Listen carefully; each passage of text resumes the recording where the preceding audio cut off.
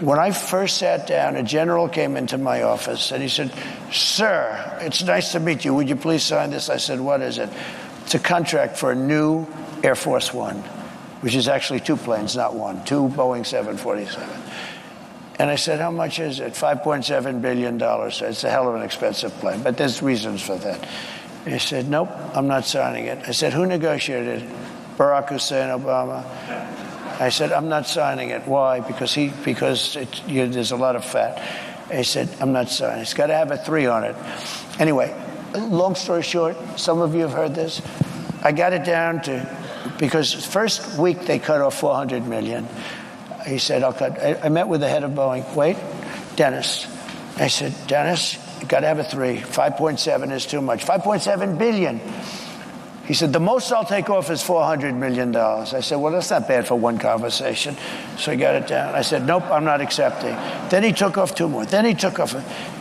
Anyway, 2 months went by, 3 months went by. I thought we blew the deal, and it was okay with me. I didn't care.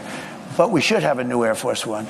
When we see these planes from Saudi Arabia, from different countries, brand new, and ours is like 32 years old, and it's a very different plane. It's a much smaller plane, the whole thing. The United States should have the best plane, I will tell you.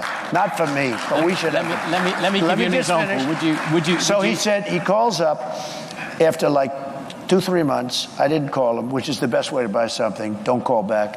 And he goes, in fact, when he called me, I said, "I wonder what the hell he wants." That's a good way to negotiate, let me tell you. So he calls back.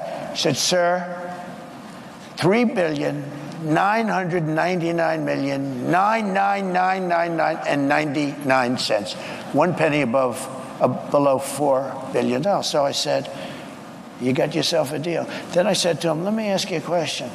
So you had a deal at $5.7 billion, and in a period of 2 months, I got $1.7 billion off. That means you're going to make $1.7 billion profit on an airplane. Did nobody ever negotiate with you?" "Well, not really, sir. This is the price." And they said, "We'll take it." And I said, and then I learned, that was my first experience, from that. But then I learned everything is like that. There is so much waste. So I'm getting, think of this, the exact same plane for $1.7 billion less, except I have a better paint job. Okay, much better paint job. A different color, red, white, and blue is beautiful. And if you look at every contract, that's one contract, and relatively small compared to most. Think of it. You save $1.7 billion because you negotiate. Every deal is like that. We're building ships that are costing 2-3 times more. Can you give me an example of something? There's tremendous waste, fraud, and abuse in our country. And if you could cut it, you would have a surplus without even going into growth. But growth, we will grow. We're going to bring companies and jobs in at levels that you've never seen. And you would never be able to do it because you're not a believer in tariffs. I'm not running for president. Let me tell you, the only way you can do it is through the threat of tariffs. It's the only way you can do it. Can we come back to